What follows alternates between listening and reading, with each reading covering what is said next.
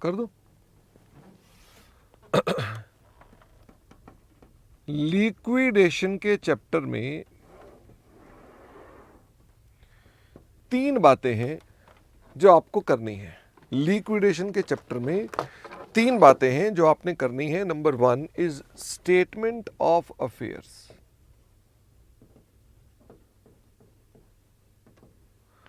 दूसरा हमारे पास आएगा liquidator final statement of account, और तीसरा आएगा B list contributory. Statement of affairs एक एस्टीमेट है और इस एस्टीमेट को बनाया जाता है मैनेजमेंट के द्वारा यानी डायरेक्टर्स के द्वारा, और ये एक फॉर्मेट है जो कि फॉर्म नंबर 57 कंपनीज के रूल्स 1957 पर बेस्ड होता है। इस स्टेटमेंट के अंदर हमारे पास एक तो हमें आपको इसका फॉर्मेट बताना है कि इसका फॉर्मेट क्या है। बेस्ट तो यही है कि हम उसके फॉर्मेट को सिर्फ खाली डिस्कस कर लें। तो एक हमारे पास आता है एसेट्स नॉट स्पेसिफिकली प्लेज्ड, और एसेट्स नॉट स्पेसिफिकली प्लेज्ड में जो काम की बातें हैं वो ये कि इसमें कैश इन हैंड बच्चे भूल जाते हैं, एक तो वो जरूर लेना है। दूसरा कॉल्स इन एरियर्स, चाहे वो प्रेफरेंस शेयर्स की हों चाहे वो इक्विटी शेयर्स की हों, ये वो चीज़ें हैं जो बच्चे भूल जाते हैं। इसके अलावा हमारे पास यहाँ अनकॉल्ड कैपिटल, जो हमारी कैपिटल अभी तक कॉल नहीं की है जिसको आप रिजर्व कैपिटल बोलते हैं, ये कैपिटल यहाँ पर नहीं आएगी। इसका मतलब इस बात को ध्यान रखना है, ये नहीं आना है। ओके। इसके अलावा और भी जो अदर एसेट्स हैं जो हमारे पास नॉट स्पेसिफिकली प्लेज्ड हैं वो सब यहां पर चले आते हैं। फिर आता है हमारे पास एसेट स्पेसिफिकली प्लेज्ड। ये वो है जब भी किसी लोन का किसी एसेट के साथ स्पेसिफिक रिलेशनशिप है, यानी जब भी कोई लोन है और जब भी कोई एसेट है जो उस लोन के साथ अटैच्ड है, तो हम उसको क्या बोलते हैं कि ये हमारे पास एएसपी है। जहां पर हम अपने पास एक कॉलम बनाते हैं कि हमारे पास कौन सा वो एसेट है, कौन सा हमारे पास उसकी एस्टिमेटेड टू प्रोड्यूस, इसकी यहां पर वैल्यू आती है ईटीपी। इसके अलावा कितना अमाउंट हमारे पास ड्यू है टू दी क्रेडिटर, क्रेडिटर को कितना पैसा ड्यू है, कितनी डेफिशिएंसी है और कितना सरप्लस है। डेफिशिएंसी को हम लोग अनसिक्योर्ड क्रेडिटर में आकर पे करते हैं।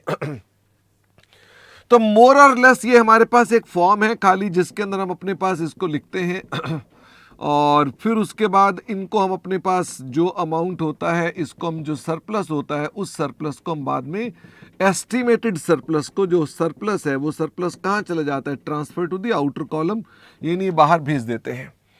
फिर इसके बाद हम एक समरी भी बनाया करते हैं और उस समरी के अंदर हम लोग क्या लिखते हैं, हम लिखते हैं कि एएसपी की वैल्यू कितनी थी जो हमारे पास आ रही है। एएसपी की वैल्यू को हम यहाँ पर साथ में मेंशन करते हैं, प्लस जो अदर एसेट्स थे, जो अदर एसेट्स थे उनकी वैल्यूज को भी हम यहाँ पर लिखते हैं। तो ये कहलाता है ग्रॉस एसेट्स, और हम यहाँ पर टोटल लगा देते हैं। ये टोटल कौन सा है, ये वो एस्टिमेटेड बैलेंस है जो किसको पे करना है, टू क्रेडिटर्स, यानी जिन क्रेडिटर्स के लिए पे करना है। ये हमारे पास एसेट से संबंधित फॉर्म्स होते हैं। इसको हम लिस्ट नंबर ए बोलते हैं, इसको हम लिस्ट नंबर बी बोलते हैं। फिर उसके बाद हम लोग अपने पास जब यहां पर आते हैं तो हमारे पास थोड़ी सी वैल्यू बढ़ जाती है जिसके अंदर हम ग्रॉस लायबिलिटीज भी लिखते हैं और पर्टिकुलर्स भी लिखते हैं। तो यहां सबसे पहले तो स्टार्ट करते हैं सिक्योर्ड क्रेडिटर्स से। कौन से सिक्योर्ड क्रेडिटर्स हैं, जिनके पास फिक्स चार्ज है यानी बी लिस्ट वाले। तो जिनके पास फिक्स चार्ज है इसके अंदर हमारा अमाउंट हमेशा निल होता है और यहाँ उसके पास उसकी जो बुक वैल्यू है उसको हम साथ में मेंशन कर देते हैं। जो पीछे बैलेंस बचता है ये बैलेंस किसके लिए होता है, estimated balance for preferential creditors होता है, secured creditors having floating charge, unsecured creditors तथा शेयर होल्डर लिखते नहीं नाम लेकिन फॉर शेयर होल्डर भी होता है। फिर हम इसके अंदर पेमेंट करते हैं, पेमेंट टू प्रेफरेंशियल क्रेडिटर्स। तो प्रेफरेंशियल क्रेडिटर्स को पे करेंगे उसकी भी यहां पर बुक वैल्यू आती है। प्रेफरेंशियल क्रेडिटर्स में कौन कौन होते हैं, इसमें वर्कर होते हैं। वर्कर पे कोई लिमिट नहीं है, चाहे उनका वर्कमैन कॉम्पनसेशन फंड है चाहे उनके वर्कमैन की सैलरी है, उसके अंदर कुछ नहीं है। इसके अलावा सैलरी भी होती है, सैलरी पर लिमिट होती है। सैलरी पर लिमिट कितनी है, 4 महीने की सैलरी, मैक्सिमम 20,000 रुपए पर पर्सन। इसके अलावा हमारे पास जो गवर्नमेंट के टैक्सेस हैं, जो हमारे पास टैक्स है, फाइन है, इंटरेस्ट है, पेनल्टी है, जिस पर फिर से लिमिट है। और वो लिमिट क्या है, वो लिमिट ये है जो 12 मंथ बिफोर वाइंडिंग अप है, उसी को अपने पास हम यहाँ पर कवर करते हैं as preferential creditors. Preferential creditors को लाने के बाद भी जो बैलेंस बच जाता है, ये प्रेफरेंशियल क्रेडिटर हो सकता है बैलेंस शीट में लायबिलिटी में आ रहे हो सकता है कॉन्टिंजेंट लायबिलिटी में आ रहे हो सकता है कहीं और आ रहे हो, उससे हमें दिक्कत नहीं है। ये जो बैलेंस बचता है वो किसके लिए बचता है? For secured creditors having floating charge and unsecured creditor, जिसके अंदर से हम पेमेंट किसको दिखाते हैं? ये फिर से हम पेमेंट कर देंगे secured creditors having floating charge. यहां पर उनका अगर कोई इंटरेस्ट का अमाउंट है तो वो इंटरेस्ट भी हम साथ में यहां पर लेकर चलते हैं। और ये मेरे पास जो बैलेंस आता है, दिस बैलेंस इज बेसिकली, ये आ गया balance, this balance is for unsecured creditors. फिर हम अपने पास जो पेमेंट दिखाते हैं वो पेमेंट किसकी होती है? अनसिक्योर्ड क्रेडिटर्स की। ध्यान रखें यहां पर जो डेफिशिएंसी आई थी वो डेफिशिएंसी भी यहां पर आकर पे हो जाती है, वो डेफिशिएंसी भी हमारे पास इसी में कवर हो जाएगी। ऐसे ही प्रेफरेंशियल क्रेडिटर्स जो प्रेफरेंशियल नहीं माने गए वो वाले भी अनसिक्योर्ड क्रेडिटर्स में यहां पर आ जाते हैं। यानी यहां पर भी कुछ सैलरी हो सकती है, वो सैलरी जो ऊपर नहीं आ पाई वो सैलरी यहां पर भी हो सकती है। गवर्नमेंट के टैक्सेस जो ऊपर नहीं आ पाए, गवर्नमेंट के टैक्सेस भी यहां पर हो सकते हैं। और इसकी भी हमारे पास बुक वैल्यू जो है, जो उसकी ग्रॉस लायबिलिटी की बुक वैल्यू है, वो यहां पर चली आती है। ये जो बैलेंस निकलता है इसको हम बोल देते हैं कि हमारे पास एस्टिमेटेड डेफिशिएंसी या सरप्लस कितना आ रहा है, gross assets minus gross liabilities. ये बैलेंस निकालकर देखते हैं।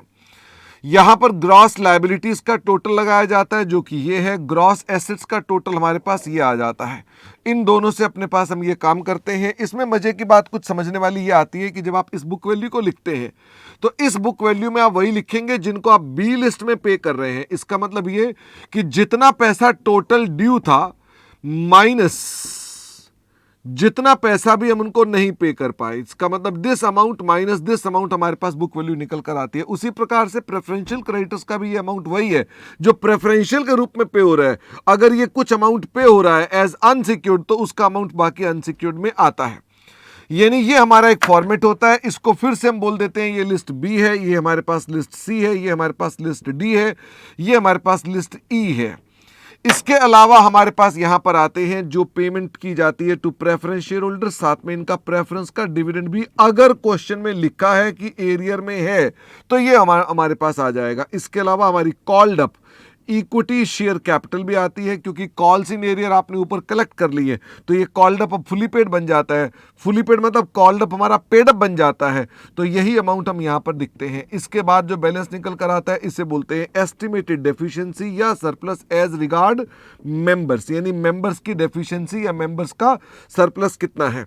इसको हम अपने पास जब लिखते हैं तो ये लिस्ट एफ हो जाती है, ये लिस्ट जी हो जाती है और ये लिस्ट एच हो जाती है।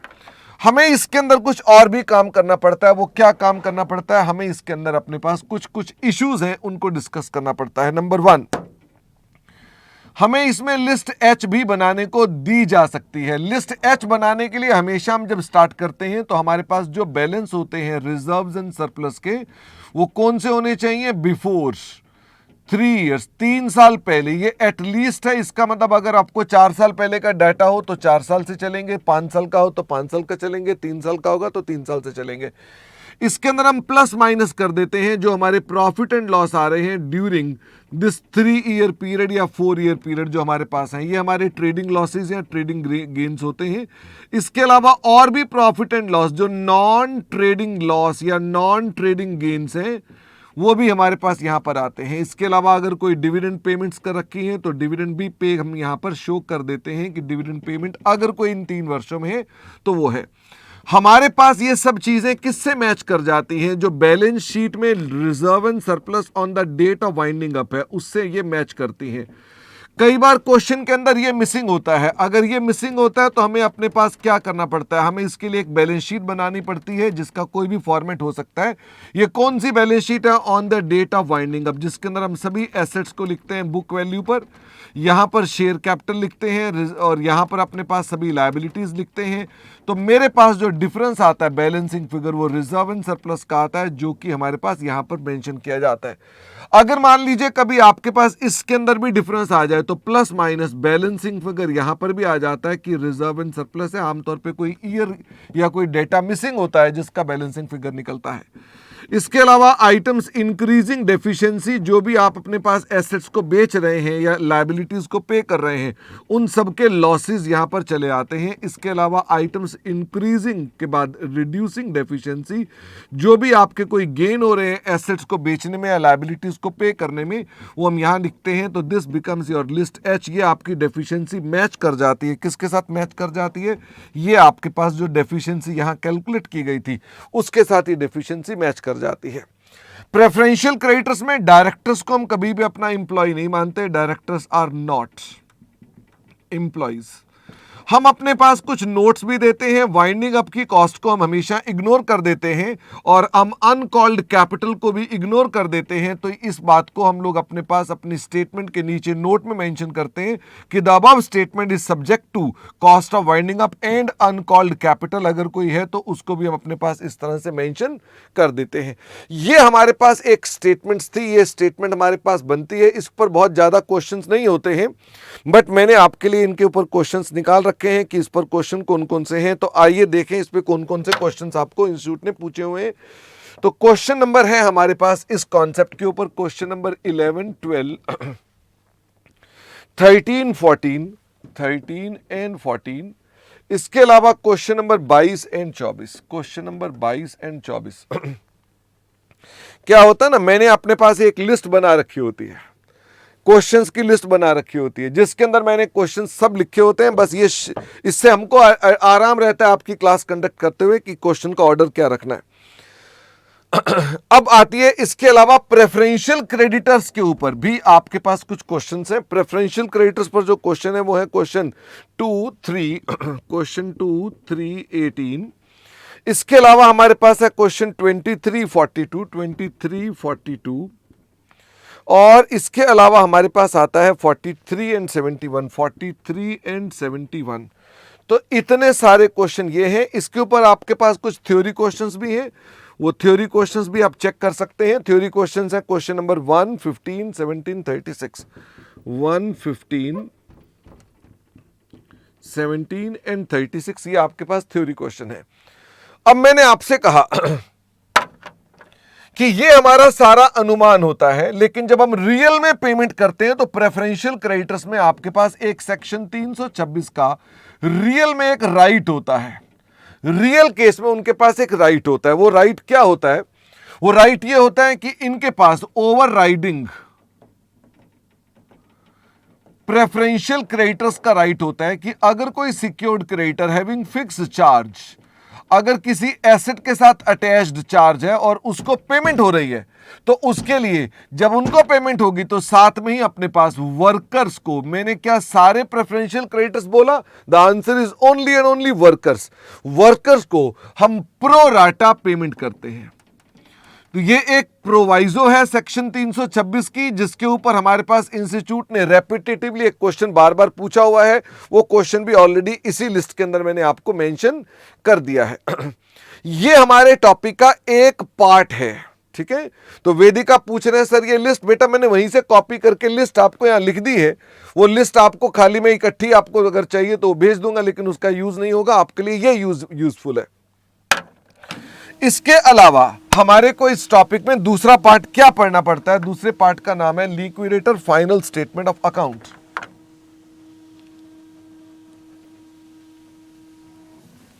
चूंकि थोड़ी स्पेस कम है तो मैं इसको अब रब करना पड़ेगा।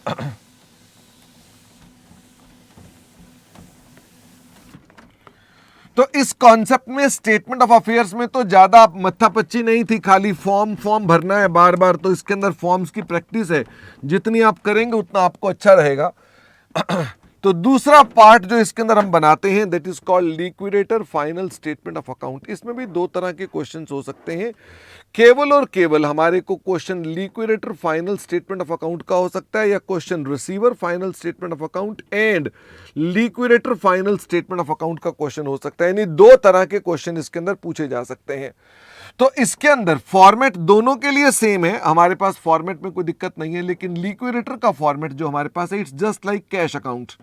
तो liquidator final statement of account में जो रिसीट्स आएंगे और पेमेंट्स आएंगे उसको हम यहां लिखेंगे। तो सबसे पहले ओपनिंग बैलेंस, अगर कोई क्वेश्चन में आपके पास ओपनिंग कैश है तो यहां पर आएगा। इसमें कोई ऑर्डर नहीं होता, लेकिन स्टिल हमने एक पर्टिकुलर ऑर्डर यहां पर बनाया हुआ है। तो ये हमारे पास आएगा रियलाइजेशन, कौन सी, ANSP, हम अपने पास इसको भी लिखते हैं। तथा इसके अलावा रियलाइजेशन ASP में से क्रेडिटर को माइनस करने के बाद क्रेडिटर तथा उनका इंटरेस्ट, हालांकि किसी सवाल में इंटरेस्ट आया नहीं, अगर इसमें डेफिशिएंसी आए तो अनसिक्योर्ड बन जाती है, तो हम इनको अपने पास इस तरह से माइनस करते हैं। इसके अलावा कॉल इन एरियर को चाहे कुछ भी हो, ये हमेशा क्या एज्यूम करते हैं, बताओ, इन्हें हमेशा क्या एज्यूम करते हैं कि ये हमेशा रियलाइज्ड है। इसको हमेशा माना जाएगा कि ये हमेशा रियलाइज्ड है। इसके अलावा कॉल फ्रॉम कॉन्ट्रीब्यूटरी भी होती है। कॉल फ्रॉम कॉन्ट्रीब्यूटरी को हमें अपने पास वर्किंग नोट से कैलकुलेट करना पड़ता है। एक शीट है जो हमको बनानी पड़ती है जब आपके पास पैसे कम पड़ जाते हैं, जो पैसा कम हो जाता है। तो जिस स्टेज पर पैसा कम हो जाता है उस स्टेज पर बनता है। आमतौर पे ये कब बनता है, आमतौर पे ये बनता है जब हमारे पास पेमेंट इक्विटी को या प्रेफरेंस को देनी होती है। आमतौर पे क्वेश्चंस में यहां पर कॉल फ्रॉम कॉन्ट्रीब्यूटरी की शीट बनाई जाती है। हमने आपसे कहा कि इस शीट को बाद में देखेंगे। इसके अलावा हमारे पास यहां लिक्विडेशन के खर्चे होते हैं। लिक्विडेटर की हमको एक रेम्यूनरेशन भी देनी पड़ती है। रेम्यूनरेशन के लिए आपके पास तरह तरह के माध्यम से आपको वो रेम्यूनरेशन कहने के लिए बोल सकता है। वो बोल सकता है 2% ऑन एसेट्स रियलाइज्ड। अगर ऑल एसेट्स लिखा है तो अलग आंसर है, 2% ऑन एसेट्स रियलाइज लिखा है तो अलग है। अगर मैं इसको नंबर दे दूं 1, इसको नंबर दे दूं 2, इसको नंबर दे दूं 3, इसको नंबर दे दूं 4, इसको नंबर दे दूं 5, तो यहां रेम्यूनरेशन दी जाएगी 2 जमा 3 पर और यहां रेम्यूनरेशन दी जाएगी 2 जमा 5 पर। यानी कि हम इस तरह से देंगे। हम कभी भी ओपनिंग बैलेंस पे रेम्यूनरेशन नहीं देंगे, कॉल इन एरियर पे नहीं देंगे, कॉल फ्रॉम कॉन्ट्रीब्यूटरी पे नहीं देंगे। कॉल फ्रॉम कॉन्ट्रीब्यूटरी पे रेम्यूनरेशन तभी देंगे अगर क्वेश्चन मेंशन करता है तो। जब तक मेंशन नहीं करता हम कभी भी उस पर रेम्यूनरेशन नहीं देते हैं। इसके अलावा हमारे पास ये रेम्यूनरेशन हो सकती है 2% on payment to unsecured creditor. इसके अंदर जब अनसिक्योर्ड बोलते हैं तो ध्यान रहे इसमें unsecured creditors include preferential creditors. Preferential creditors are also part of unsecured creditors. फिर इसके अंदर मैंने कहा ये हो सकती है 2% remuneration on payment to members. तो जब मेंबर्स की बारी आती है तो जो equity share holder, preference share holder को पैसे दिए जा रहे हैं उस पर आपको कैलकुलेशन करनी पड़ती है। या वो कहता है 2% on payment to equity share holder, तो ऐसी स्थिति में जो केवल इक्विटी शेयर होल्डर है उसी पर आपको काम करना पड़ता है। इसमें कई बार ऐसा होता है कि आपके पास यहां पर एक मैथमेटिकल कैलकुलेशन की प्रॉब्लम आती है। वो क्या प्रॉब्लम आती है, क्योंकि लास्ट अमाउंट होता है, ये पता नहीं होता, तो आपको इसमें 102 से भाग करके अपने पास रेम्यूनरेशन निकालनी पड़ती है। या इवन मेंबर्स वाला केस होता है तो यहां पर भी मैथमेटिकल कैलकुलेशन की प्रॉब्लम आती है। और यह भी हो सकता है कि पेमेंट टू अनसिक्योर्ड क्रेडिटर्स हो और आपके पास पैसे शॉर्ट हो जाएं, तो क्या यहां पर भी मैथमेटिकल प्रॉब्लम, समटाइम्स यहां पर भी आपको मैथ की प्रॉब्लम आती है if you are facing short funds, तो इन दैट सिचुएशन यहां पर आता है। आप इस लिक्विडेटर स्टेटमेंट को बनाने के लिए हमेशा देखेंगे आपके पास सफिशिएंट कैसा पैसा होना चाहिए, यानी पैसा आपको बार बार चेक करना होगा पेमेंट करने से पहले, पे से पहले।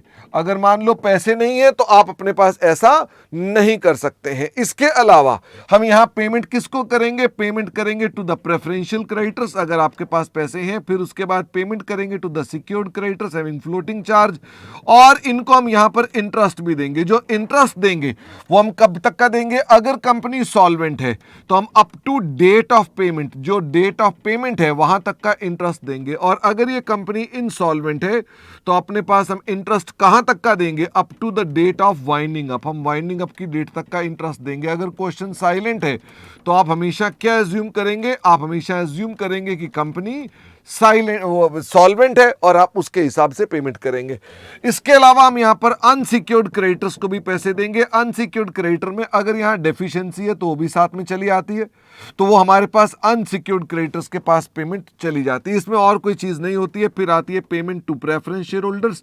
यहां प्रेफरेंस का डिविडेंड भी आता है। प्रेफरेंस का डिविडेंड चाहे कंपनी सॉल्वेंट है या अनसॉल्वेंट है हम उसके अंदर पेमेंट हमेशा कब तक करेंगे, up to the date of winding up ही पे करते हैं, और वो भी ऑफ कोर्स क्वेश्चन में लिखा होता है तभी हम पे करते हैं, अन्यथा पे नहीं करते हैं। लास्ट में हम पेमेंट करते हैं इक्विटी शेयर होल्डर को। और अगर दो तरह के शेयर होल्डर हैं तो आपको हमेशा कॉल की कैलकुलेशन करनी चाहिए। अगर 2 टाइप्स के शेयर होल्डर्स हैं या उससे भी ज्यादा के हैं तो आपको ये कैलकुलेशन करनी चाहिए। जब हम ये कैलकुलेशन करते हैं तो ये कैलकुलेशन 2 प्रकार से की जा सकती है। अगर मान लीजिए आपके पास सेम टाइप के शेयर्स हैं तो थोड़ा सा आसान हो जाता है, लेकिन अगर डिफरेंट टाइप्स के शेयर्स हैं, इसका मतलब कोई 100 का शेयर है, कोई 50 का शेयर है, तो ऐसे में हमको किसी और ढंग से कैलकुलेशन करनी पड़ती है। हम स्टार्ट करते हैं बैलेंस अवेलेबल से कि आपके पास बैलेंस कितना है, और इसके अंदर हम ऐड कर देते हैं नोशनल कॉल्स। हम पहले नोशनल कॉल्स ले लेते हैं, ये डिपेंड करता है, प्रेफरेंस की भी ले सकते हैं, इक्विटी की भी ले सकते हैं, किस स्टेज पर आप स्टार्ट करते हैं, आप उस स्टेज से इसको लेकर चलते हैं। इसमें से हम माइनस कर देते हैं, इसमें से क्या माइनस कर देते हैं, हम पेमेंट कर देते हैं टू प्रेफरेंस शेयर होल्डर। तो जो बैलेंस बचता है वो बैलेंस किसका बचता है, balance available for equity share holder. चूंकि सारे सेम टाइप के शेयर होते हैं तो हम डिवाइड किससे कर देते हैं, नंबर ऑफ इक्विटी शेयर से। तो क्या निकल आता है मेरे पास, रिफंड पर शेयर। फिर हम अपने पास एक कॉल, एक रिफंड और उनका एक नेट ढूंढ लेते हैं कि कॉल, रिफंड और नेट का अमाउंट कितना कितना है, कि क्या कॉल कर रहे हो, क्या रिफंड है और क्या नेट है। कई बार क्वेश्चन के अंदर अगर लिक्विडेटर रेम्युनरेशन कॉल पे होती है, अगर लिक्विडेटर की remuneration on call from contributory है, तो मुझे इस अमाउंट को ग्रॉस अप करना पड़ता है, क्योंकि आपको अपने पास इस अमाउंट में कुछ ग्रॉसिंग करनी पड़ती है, क्योंकि आपने उनको रेम्युनरेशन देनी है। अगर मान लीजिए यही डिफरेंट टाइप्स ऑफ शेयर्स होते हैं तो यहां तक तो सेम होता है, डिट्टो, सेम एज अबव, तो यहां तक तो सेम होता है। लेकिन हम अपने पास जब डिवाइड करते हैं तो किससे डिवाइड करते हैं, with the equity share capital. ऐसा करने से आपके पास जो रिफंड आता है वो पर शेयर नहीं आता, रिफंड पर रुपी आता है। रिफंड कौन सा आता है, पर रुपी आता है। ऐसे में अब आप जब कॉल करते हैं और रिफंड करते हैं तो आप रिफंड पर रुपी को मल्टीप्लाई कर देते हैं विद द पार वैल्यू, और फिर उसके बाद आप नेट कैलकुलेट करते हैं। यहां पर भी अगर लिक्विडेटर की रेम्युनरेशन है तो आपको ग्रॉस अप करना पड़ सकता है। आपके सवाल में इसमें भी ग्रॉसिंग का मुद्दा आ सकता है कि आप ग्रॉसिंग को कैलकुलेट करके दिखाइए। इसके अलावा अगर मान लीजिए कोई शेयर होल्डर पेमेंट नहीं करता है, अगर if any share holder does not पे, अगर वो पे नहीं करता है तो हम उसको क्या कर देते हैं, उनके शेयर को हम फोरफिट कर देते हैं, और ऐसी स्थिति में आपके पास नंबर ऑफ शेयर रिड्यूस हो जाते हैं। उस सवालों के अंदर आपको नंबर ऑफ शेयर को कम करना पड़ता है। अगर क्वेश्चन में ये मेंशन होता है कि LFSA भी अपॉइंट हुआ है तो आपको चेक करना पड़ता है हु हैज अपॉइंटेड, किसने इसे अपॉइंट किया है। और अगर उसने अपॉइंट किया है तो हम LFSA बनाने से पहले RFSA बनाएंगे। RFSA भी उसी पैटर्न में बनती है जिससे LFSA बनती है, लेकिन RFSA में हम लोग क्या करते हैं, ये ओपनिंग बैलेंस आता है, रियलाइजेशन ANSP का भी आता है, रियलाइजेशन ASP का भी आता है। ये क्वेश्चन में लिखा होगा, इसका मतलब मैं आपको ये गारंटी नहीं दे सकता कि दोनों आएंगे, जितना कहेगा उतने आएंगे। इसके अलावा यहां रिसीवर के भी खर्चे हो सकते हैं, रिसीवर की भी रेम्युनरेशन हो सकती है। रिसीवर को जिन्होंने अपॉइंट किया है वहां तक जाना है तो आमतौर पे प्रेफरेंशियल क्रेडिटर्स पहले पे होते हैं, फिर उसके बाद रिसीवर पे करता है। किसको पे करता है, secured creditor having floating charge, क्योंकि इंस्टीट्यूट हमेशा ऐसे ही करता है कि वो फ्लोटिंग चार्ज वालों के पास ही एक कवर रखता है। तो जो इसका बैलेंस बचता है वो बैलेंस कहां चला जाता है, वो बैलेंस आपके पास यहां आ जाता है, जिसका नाम है LFSA। इसके पास यहां पर भी रियलाइजेशन आती है ANSP की, यहां पर भी हो सकती है रियलाइजेशन, यहां पर भी हो सकती है किसकी, ASP की। अगर कोई रह गए होंगे उधर जो रियलाइज नहीं हुए तो यहां पर वो रियलाइजेशन आएंगी। यहां पर भी लिक्विडेशन के एक्सपेंसेस आएंगे, यहां पर भी लिक्विडेटर की रेम्युनरेशन आएगी। रेम्युनरेशन उसी प्रकार से कैलकुलेट करेंगे। प्रेफरेंशियल क्रेडिटर्स पहले पे हो चुके हैं, सिक्योर्ड लोन पहले पे हो चुके हैं, तो ये अनसिक्योर्ड क्रेडिटर्स को पे करेगा, प्रेफरेंस शेयर होल्डर को पे करेगा और इक्विटी शेयर होल्डर को पे करेगा। तो ये हमारे पास कहलाता है LFSA, जो कि हमको तैयार करना पड़ता है। तो हमारे पास इसके ऊपर भी बड़े सारे क्वेश्चंस इंस्टीट्यूट पूछता रहता है। तो इस पर कौन कौन से क्वेश्चंस हैं, आइए जरा उनको भी दिखा दें आपको। रिसीवर वाले क्वेश्चन है, क्वेश्चन नंबर 10, 30, 31 एंड 55। ये रिसीवर वाले क्वेश्चन है। इसके अलावा कॉल कैलकुलेशन के ऊपर क्वेश्चन है 5, 6 एंड 19 कॉल कैलकुलेशन पर।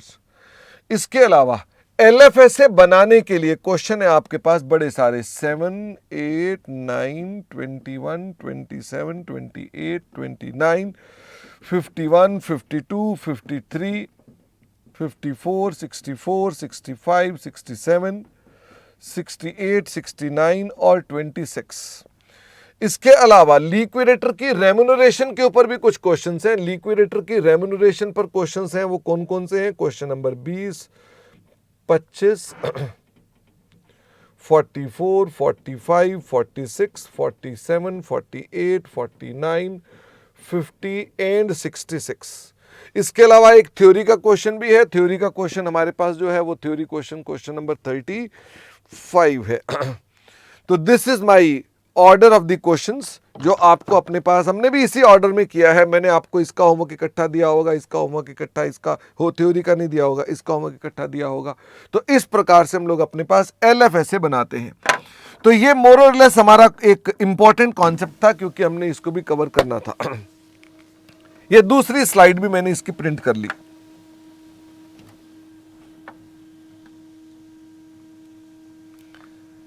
इसके अलावा इस चैप्टर में तीसरा पार्ट बनता है बी लिस्ट कॉन्ट्रीब्यूटरीज का।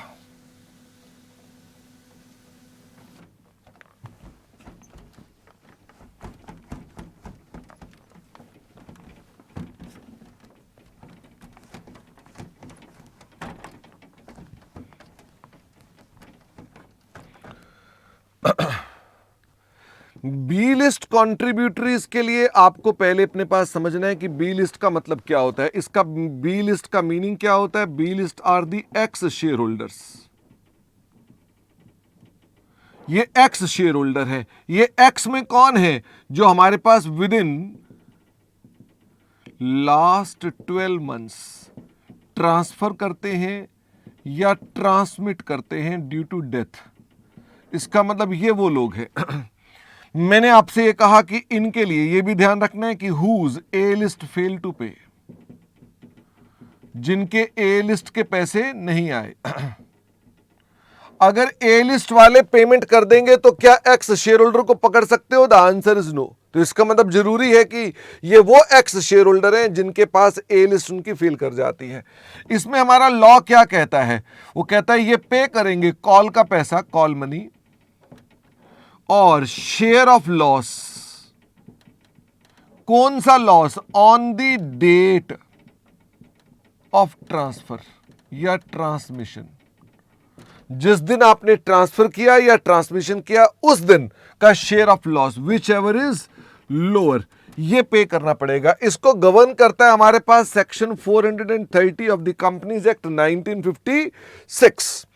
इसको करने के लिए एक प्रोसेस है। वो प्रोसेस में हमने एक चार्ट बनाया था जिसके अंदर हमने आपको बताया कि आपकी किस डेट को कितने क्रेडिटर्स थे और कितने क्रेडिटर्स आपके इंक्रीमेंटल क्रेडिटर्स हैं, जिनको हम बी लिस्ट के अंदर डिस्ट्रीब्यूट कर देते हैं। बी लिस्ट में डिस्ट्रीब्यूट करते हैं किस रेशियो में? In the ratio of share holding.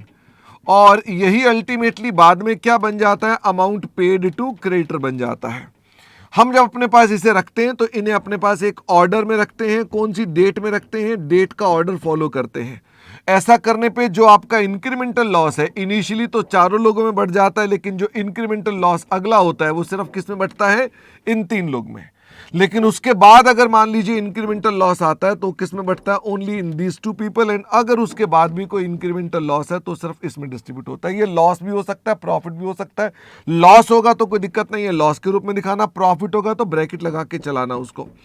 इसके अलावा हमने आपसे कहा कि अगर आपके सवालों के अंदर कोई ट्रांसमिशन यानी डेथ का पॉइंट आ जाता है तो डेथ पर आकर आपका इंस्टीट्यूट एक अजम्पशन लगा देता है कि मान लीजिए इस व्यक्ति की डेथ हो गई थी जिस वजह से है, तो हमारा इंस्टीट्यूट ये मान लेता है कि ऐसी स्थिति में कि उसकी संपत्ति अब ए लिस्ट वाले के पास गई होगी, तो वो व्यक्ति ए लिस्ट वाला पहले पे नहीं कर पाया था क्योंकि बी लिस्ट में नाम आ रहा है, ए वाला पहले नहीं पे कर पाया था। हमारा इंस्टीट्यूट एज्यूम करता है कि उसके पास सफिशिएंट फंड्स उसके स्टेट से आ गए होंगे, तो अल्टीमेटली आप ऐसे में ये लॉसेस को इस केस में भी डिस्ट्रीब्यूट कर देते हैं, क्योंकि आप मानते हैं कि उसका स्टेट अब ए लिस्ट के पास है तो ए लिस्ट वाला कंट्रीब्यूट करेगा। हम अपने पास इस अमाउंट को जब डिस्ट्रीब्यूट कराते हैं तो इस अमाउंट को मैक्सिमम कॉल तक का पैसा देते हैं, और यही हमारा अमाउंट अनपेड जो होता था ये अमाउंट पेड टू क्रेडिटर बन जाता है। इसके ऊपर भी हमारे पास जो क्वेश्चंस हैं वो कौन कौन से क्वेश्चंस हैं, इसके ऊपर हमारे पास कौन कौन से क्वेश्चंस हैं वो देखो। इसके ऊपर हमारे पास कौन कौन से क्वेश्चन है, इस पर है क्वेश्चन नंबर 4, 32, 33, 56, 57, 70 एंड 72, जिसमें से ये क्वेश्चन डेथ वाला है, बाकी क्वेश्चन आपके पास नॉर्मल है। और इसके अंदर भी थ्योरी का क्वेश्चन आया हुआ है। थ्योरी का क्वेश्चन जो इसमें पूछा गया है वो है क्वेश्चन नंबर 16 एंड 34, जहां पर बी लिस्ट का मीनिंग पूछा है कि बी लिस्ट का मतलब क्या होता है। इस चैप्टर में अभी भी एक बात बची हुई है, वो है शेड्यूल 3। तो शेड्यूल 3 भी इसमें बचा हुआ है, और शेड्यूल 3 पर बड़ा ही ज्यादा इंस्टीट्यूट ने काम खराब कर रखा है। तो मैं शेड्यूल 3 अभी आपके साथ स्टार्ट करने वाला हूं, लेकिन शेड्यूल 3 के मैं आपको क्वेश्चंस का अरेंजमेंट बता देता हूं, जिससे आपको आइडिया रहेगा कि क्वेश्चंस कौन कौन से हैं शेड्यूल 3 के। शेड्यूल 3 पर इंस्टीट्यूट ने जो क्वेश्चंस पूछे हुए हैं वो है 37, 38, 39, 40, 41, 58, 59, 60, 61, 62, 63। इतने सारे क्वेश्चंस शेड्यूल 3 के हैं। बट मैं आपको बताना चाहता हूं, in fact there are only 3 questions, all are repeated, all other are repeated question.